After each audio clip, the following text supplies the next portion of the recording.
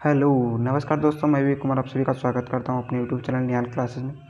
तो साथियों, SSC GD 2025 सामान्य ज्ञान की एक बुक है जो कि रोजगार विद अंकित सर की बुक है और ये एसएससी जीडी की प्रीवियस ईयर क्वेश्चंस पर आधारित बुक है। ठीक है, तो इसमें सबसे पहले हम इतिहास को कवर करेंगे, तो उसके क्वेश्चंस को हम बाय वन देखते हैं और उसके बाद हम चैप्टर वाइज चलते रहेंगे। तो इतिहास का जो सबसे पहला क्वेश्चन है हमारा, वो भारतीय पुरातत्व का जनक किसे कहा जाता है? तो इसका पहला ऑप्शन है अलेक्जेंडर कनिंघम, दूसरा ऑप्शन है जेम्स प्रेसन, तीसरा ऑप्शन है जॉन मार्शल और चौथा ऑप्शन है मार्टिमर व्हीलन। तो इसका जो सही आंसर है वो हो जाएगा अलेक्जेंडर कनिंघम। अलेक्जेंडर कनिंघम को भारतीय पुरातत्व का जनक कहा जाता है। अलेक्जेंडर कनिंघम ने वर्ष 1861 ईस्वी में भारतीय पुरातत्व सर्वेक्षण, जो कि ASI की फुल फॉर्म है, की स्थापना की थी और इससे पहले वो महानिदेशक भी बने हुए थे। ठीक है, इस दूसरा क्वेश्चन हमारा, निम्नलिखित में से कौन भारत में पुरातत्व महत्व का एक पूरा पाषाण स्थल है? पहला ऑप्शन है चिरांद, दूसरा ऑप्शन है बुरजूम, तीसरा ऑप्शन है हुनसांगी और चौथा ऑप्शन है मेहरगढ़। तो इसका जो सही आंसर हो जाएगा वो हो जाएगा हुनसांगी। पूरा पाषाण कालीन स्थल हुनसांगी कर्नाटक राज्य में स्थित है। चिरांद, बुरजूम और मेहरगढ़ नौपाषाण कालीन स्थल है।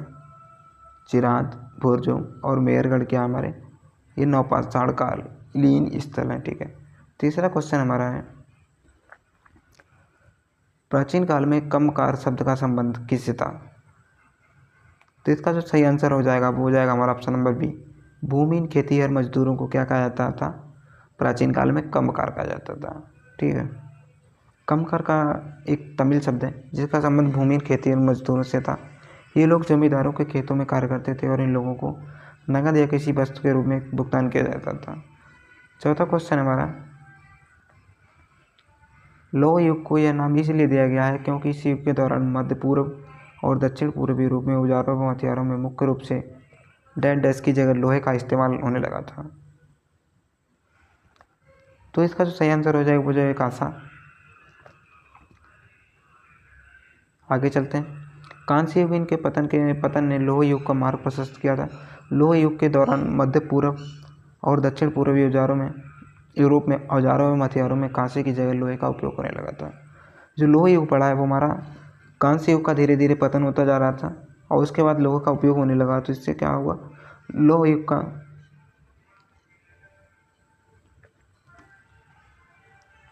युग स्टार्ट हो गया। ठीक है, सिंधु सभ्यता के लोग डैश बनाने के लिए तांबे और टीन को मिश्रित करते थे। कांस्य को सिंधु सभ्यता के लोग कांसा बनाने के लिए तांबे और टीन को मिश्रित करते थे। ठीक है, सिंधु घाटी सभ्यता के लोग कांसे बनाने के लिए तांबे और टीन को मिश्रित करते थे। सिंधु घाटी सभ्यता का प्रमुख केंद्र हड़प्पा होने के कारण इसे हड़प्पा सभ्यता भी कहा गया। हड़प्पा सभ्यता किस लिए कहा गया? क्योंकि इसका जो सिंधु घाटी सभ्यता का जो प्रमुख केंद्र था वो हड़प्पा था। माइक्रोलिथ का इस्तेमाल शुरुआती इंसानों द्वारा किया जाता था। इसका जो सही आंसर हो, छोटे पत्थर के औजार बनाने के लिए माइक्रोलिथ जो औजार था वो किसके क्यों में लिया जाता था? छोटे पत्थर और के औजार बनाने में लिया जाता था। ठीक है, माइक्रोलिथ छोटे पत्थर के औजार होते थे। इनकी आकृति ब्लेड के समान होती थी, ये एकदम ब्लेड की तरह नुकीले हुआ करते थे। ये उपकरण वास्तव में छोटे और नुकीले होते थे जिनका प्रयोग शुरुआती मनुष्य द्वारा शिकार करने में किया गया था। ठीक है, अगला क्वेश्चन हमारा, मोहनजोदड़ो नाम का अर्थ भाषा में मुर्दों का टीला है। किस भाषा में इसका नाम मुर्दों का टीला है? सिंधी भाषा में इसको मोहनजोदड़ो को मृतकों का टीला नाम दिया गया है। ठीक है,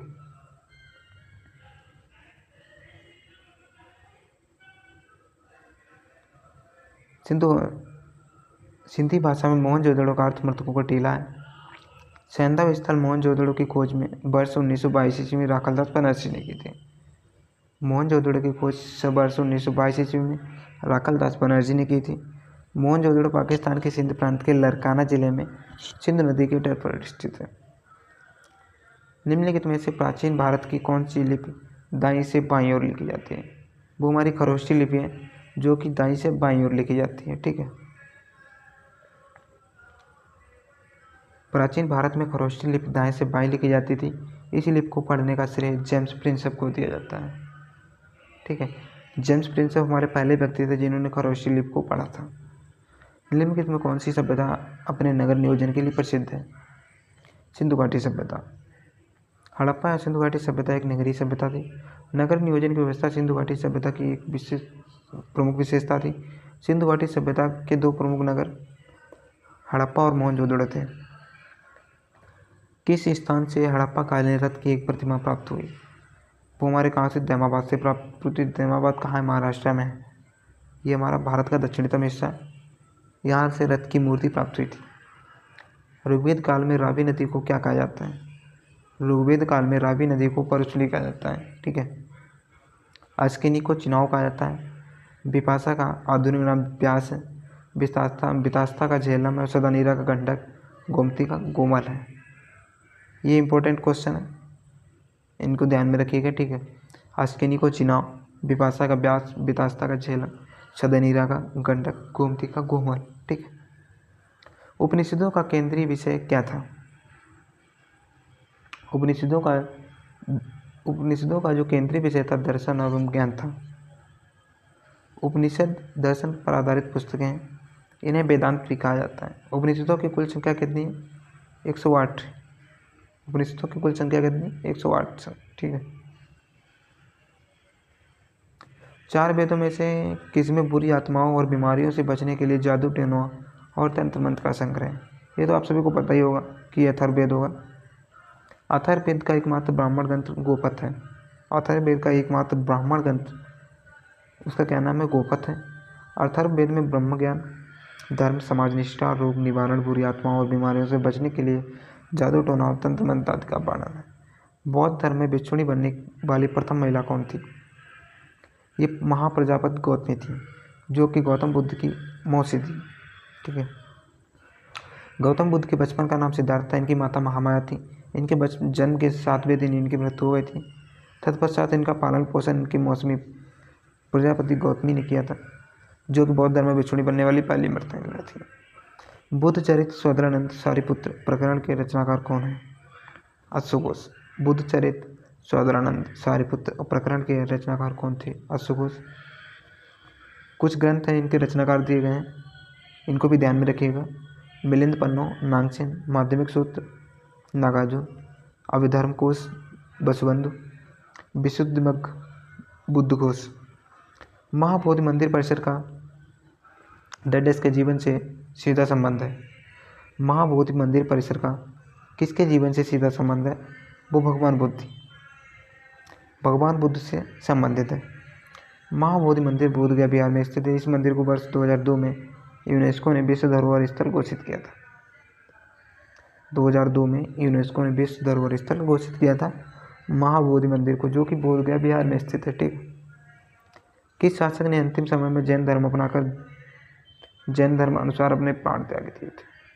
चंद्रगुप्त मौर्य थे, जिन्होंने जैन धर्म अपनाकर जैन धर्म के अनुसार अपने प्राण जो थे त्याग दिए थे।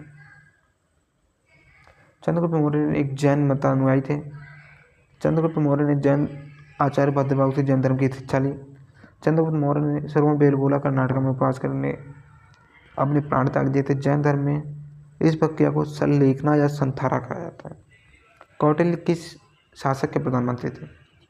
चंद्रगुप्त मौर्य के थे। चंद्रगुप्त मौर्य वंश का प्रथम राजा और संस्थापक था तथा कौटिल्य इसके प्रधानमंत्री थे। कौटिल्य का दूसरा नाम चाणक्य भी है। अशोक के निम्नलिखित अभिलेखों में से किसमें दक्षिण भारतीय राज्यों का उल्लेख हुआ है? तो द्वितीय मुख्य शिलालेख में हुआ है। अशोक के दक्षिण भारतीय राज्यों का उल्लेख हुआ है। इनके अभिलेखों को 3 भागों में बांटा गया है: गुहालेख, स्तंभलेख, शिलालेख। ठीक है। अगला क्वेश्चन हमारा, निम्नलिखित में कौन सबसे प्रसिद्ध शासक था जिसने काठियावाड़ में सुदर्शन झील का जीर्णोद्धार करवाया था? वो रुद्रदामन प्रथम था। ठीक है। शकों का सर्वाधिक प्रसिद्ध राजा रुद्रदामन प्रथम के विषय में जूनागढ़ अभिलेख में जानकारी मिलती है और इन्होंने सुदर्शन झील का निर्माण मौर्य काल में हुआ था। रुद्रदामन प्रथम ने गुजरात के काठियावाड़ में स्थित इस झील का जीर्णोद्धार करवाया था।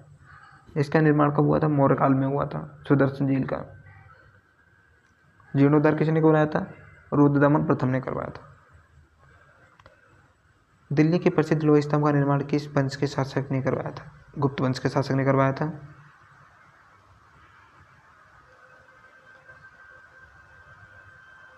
गुप्त वंश के महान शासक चंद्रगुप्त द्वितीय ने महरौली में स्थित लौह स्तंभ का निर्माण कराया था। निम्नलिखित में से किस विश्वविद्यालय की स्थापना पाल शासकों ने की थी? विक्रमशिला की स्थापना पाल शासकों ने की थी, जो कि भागलपुर बिहार में स्थित। प्राचीन हड़प्पा शहर किस नदी के वर्तमान में सूखे मार्ग के तट पर बसाया गया है? रावी नदी के तट पर। मोहनजोदड़ो हमारा जो है वो सिंधु नदी के किनारे है। आलमगीरपुर हिंडन नदी के किनारे, हिंडन। और कालीबंगा घग्गर नदी के किनारे, लोथल भोगवा, चौदड़ो सिंधु, रोपड़, सतलज, सुतकांगड़ो दास नदी के किनारे। पूरा पाषाण का विस्तार 2 मिलियन वर्ष पूर्व से लेकर लगभग 12,000 वर्ष पूर्व तक था। समय की इस लंबी अवधि को आरंभिक, मध्य और उत्तर पूरा पाषाण काल में विभाजित किया गया है।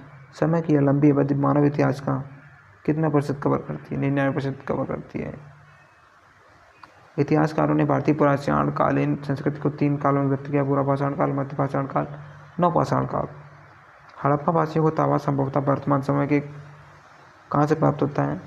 तो राजस्थान से प्राप्त होता है। लोह युग का सबसे आम उपकरण था जिसका उपयोग पेड़ों के काटने, लकड़ी काटने और एक हथियार के रूप में किया जाता था, उसका नाम था कुल्हाड़ी। तो आज की क्लास को हम यहीं पे रखते हैं और आगे के क्वेश्चंस को हम कल से कंटिन्यू करते हैं। Thank you for watching.